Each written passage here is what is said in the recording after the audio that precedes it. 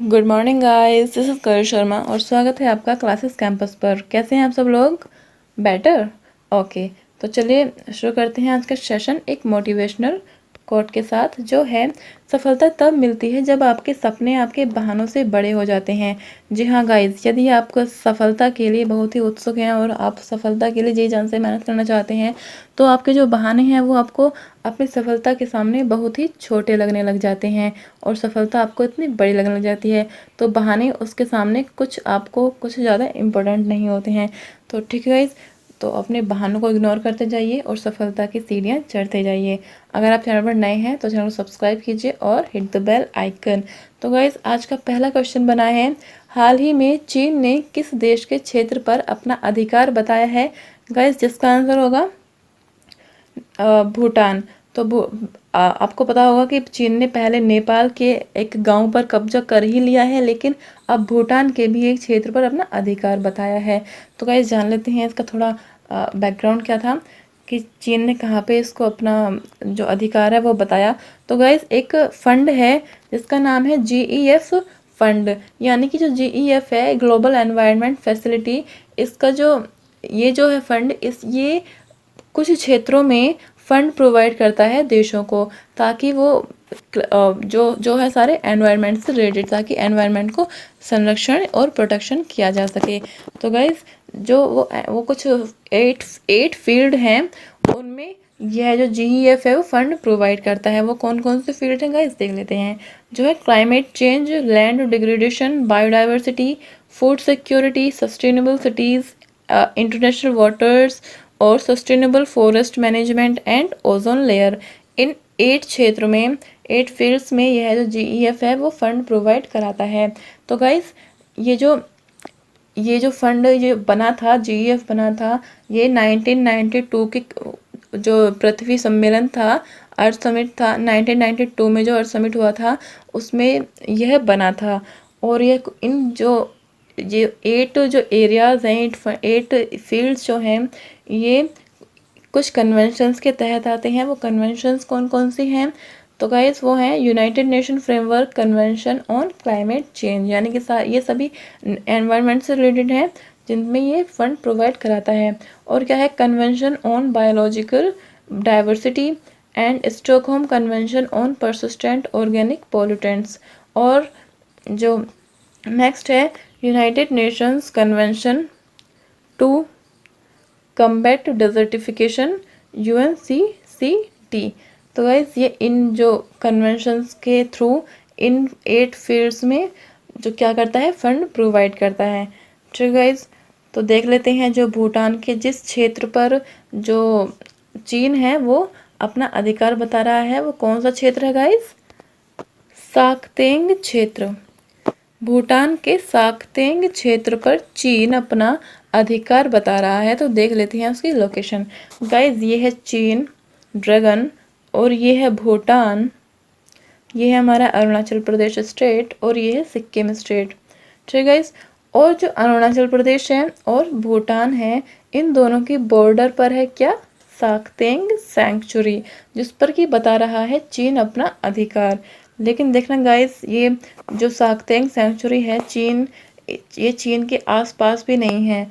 भूटान के बीचों बीच अरुणाचल प्रदेश और भूटान के बॉर्डर पर स्थित है, और चीन फिर भी उस पर अपना अधिकार बता रहा है, जो कि उसकी बहुत ही गलत बात है। तो गाइस, देख लेते हैं अपना सेकंड क्वेश्चन जो बना है, ऑस्ट्रेलिया आने वाले दशक में अपनी सैनिक क्षमता पर कितना धन खर्च करेगा? गाइज, इसका आंसर होगा 190 billion billion dollar. Okay guys, इसका आंसर तो है ये, लेकिन क्यों कर रहा है अपनी सैनिक क्षमता पर इतना धन खर्च आने वाले दशक यानी 21 से 30 तक? क्यों कर रहा है ये इतना धन खर्च? क्योंकि इसने सीख ली है किससे? इंडिया और चाइना के बीच जो विवाद हो रहे हैं आजकल, और जो चाइना की जो हड़पवादी नीति है, साम्राज्यवादी नीति है, उससे बचने के लिए, उसके विरोध में जो ऑस्ट्रेलिया है वो सैनिक क्षमता बढ़ा रहा है, ताकि वो अपने को सुरक्षित रख सके और साथ ही इंडिया का भी साथ दे सके, तो जो कि हमारे लिए अच्छी बात है। ठीक गाइस, चलिए बढ़ते हैं अब नेक्स्ट खबर के लिए। हाल ही में किस यूरोपियन देश ने हांगकांग के निवासियों को नागरिकता देने की पेशकश की है? गाइस, जिसका आंसर है यूके। गाइस, और आपके लिए एक खुशखबरी है, जो है हम बहुत ही जल्दी एक स्पेशल सेशन लेकर आने वाले हैं, जिसमें हम कुछ इम्पोर्टेंट टॉपिक्स पर, जो कि करंट न्यूज़ में रहा करेंगे, जो भी टॉपिक्स हम उन पर डिस्कशन किया करेंगे। तो गाइस, मैं बहुत ही जल्द एक लेकर आ रही हूँ स्पेशल सेशन आपके लिए, और जिसमें हम बात करेंगे हांगकांग एंड यूके के बीच जो रिलेशन है उनकी, ठीक है, कि यूके हांगकांग को इतना सपोर्ट क्यों कर रहा है। ठीक है गाइस, तो हम जानेंगे इसका बैकग्राउंड, इसकी हिस्ट्री। ओके गाइस, तो चलिए बढ़ते हैं। इस क्वेश्चन को यहाँ पर इतना ही रहने देते हैं। और ये किसके विरुद्ध लाया जा रहा है? चीन के विरुद्ध लाया जा रहा है। चीन ने एक लॉ पारित किया है, जो है national security law. National security law के विरुद्ध यह जो यूके है, इसने पेशकश की है क्या? हांगकांग के निवासियों को नागरिकता देने की। ठीक गाइस, तो बात करते हैं हम इसकी स्पेशल सेशन में। गाइस, नेक्स्ट क्वेश्चन बना है, हाल ही में भारत ने किस देश के साथ पासक्स नौसेना अभ्यास किया है? तो गाइस, जिसका आंसर होगा जापान। जी हाँ गाइस, भारत ने जापान के साथ पासक्स नौसेना अभ्यास शुरू किया है, जो क्या करेगा, जापान और भारत के बीच एग्रीमेंट हुआ है कि हम एक, जो हमारा अंडमान निकोबार जो हमारा यूनियन टेरिटरी है, वो वहाँ पर हम अपना नौसेना अभ्यास करेंगे, ताकि जब चीन, अगर ऐसा हो कि चीन हम पर आक्रमण करने के लिए आए, तो वो साउथ चाइना सी से होते हुए आएगा इस साइड। तो गाइज, हम उसको यहीं पर रोक लेंगे, उसे भारत नहीं आने देंगे, उसको हम यहीं पर रोक के उसके साथ युद्ध करके और उससे वापस कर देंगे। ठीक है गाइज, तो यह है नौसेना पासक अभ्यास। अगर मैं मैप नहीं ला पाई हूँ आपके लिए, वरना मैं मैप से भी आपको समझा देती अच्छे से। ठीक है गाइज, क्वेश्चन 5 बना है, हाल ही में रेलवे यात्री ट्रेन संचालन में कुल संचालित ट्रेनों का कितनी प्रतिशत ट्रेनों में निजी भागीदारी शुरू होगी? इसका आंसर होगा गाइज 5%। गाइज, अब तक जो ट्रेन थी जितनी भी, वो 100% सरकारी ट्रेन थी, लेकिन अब जो वर्तमान सरकार है वो प्राइवेटाइजेशन पर बहुत जोर दे रही है, जो किसका पार्ट है? एलपीजी का।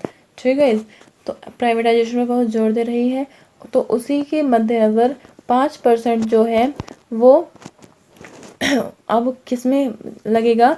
वो लगेगा प्राइवेट सेक्टर्स में, यानी कि जो प्राइवेट सेक्टर है वो 5% अपने ट्रेन चला सकते हैं। 5% ट्रेन भारत में जो सरकारी लोग, जो प्राइवेट लोग हैं, वो चला सकते हैं 5%। ठीक है, 100% में से। तो चलिए बढ़ते हैं, ये क्वेश्चन था इतना ही। तो जो नेक्स्ट क्वेश्चन है, हाल ही में महाराष्ट्र ने तिलारी संरक्षण रिजर्व के रूप में किस क्षेत्र को अधिसूचित किया है? तो गाइस, इसका आंसर होगा डोडामार्ग जंगल। डोडामार्ग जंगल में जो है, कहाँ पे? महाराष्ट्र में तिलारी संरक्षण रिजर्व के रूप में इस क्षेत्र को, डोडामार्ग जंगल को अधिसूचित किया है। ठीक है गाइज, तो ये आपको याद रखना है, इसके संरक्षण की बात की जा रही है। गाइज, नेक्स्ट क्वेश्चन बनता है, हाल ही में संयुक्त राष्ट्र ने भारत के अगले स्थायी प्रतिनिधि के रूप में किसे नियुक्त किया है? गाइज, इसका आंसर होगा इंद्रमणि पांडे। जो है इंद्रमणि पांडे को स्थायी प्रतिनिधि, संयुक्त राष्ट्र के स्थायी प्रतिनिधि के रूप में इंद्रमणि पांडे को जो है नियुक्त किया जाएगा, जो है 1990 के बैच के जो है IFC ऑफिसर हैं, यानी कि इंडियन फॉरेन सर्वेंट है। ठीक है गाइज, तो चलिए, ये फैक्चुअल इन्फॉर्मेशन थी। बढ़ते हैं दूसरी खबर के लिए, हाल ही में किसको अमेरिका के 2020 ग्रेट माइग्रेंट से सम्मानित किया गया है? तो गाइस, इसका आंसर होगा सिद्धार्थ मुखर्जी और राज चेट्टी। तो इन दोनों को जो अमेरिका के 2020 ग्रेट इमिग्रेंट्स से सम्मानित किया गया है।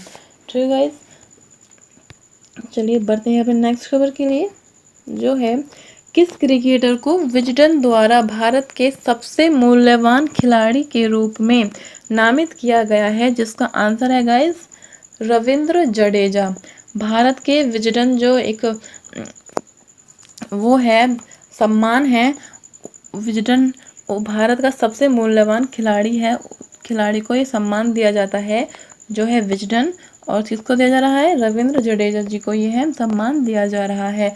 तो गाइस हमारा आज का लास्ट क्वेश्चन है, हाल ही में किस बैंक ने किसानों के लिए ई किसान धन एप्लीकेशन शुरू की है? तो गाइस इसका आंसर होगा HDFC।